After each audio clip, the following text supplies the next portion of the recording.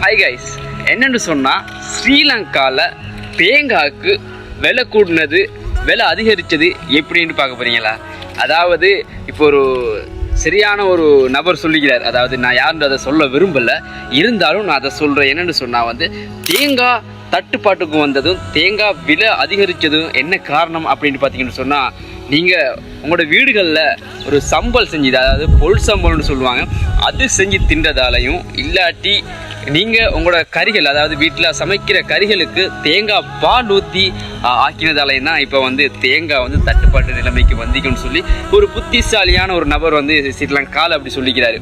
So ஸ்ரீலங்காவில் அந்த தேங்காய் விலை அதிகரித்தது இதுதான் காரணம் அப்படின்ட்டு சொன்னால், தேங்காவை கொண்டு போய் நாங்கள் இங்கே சோக்கா வைக்கிறது.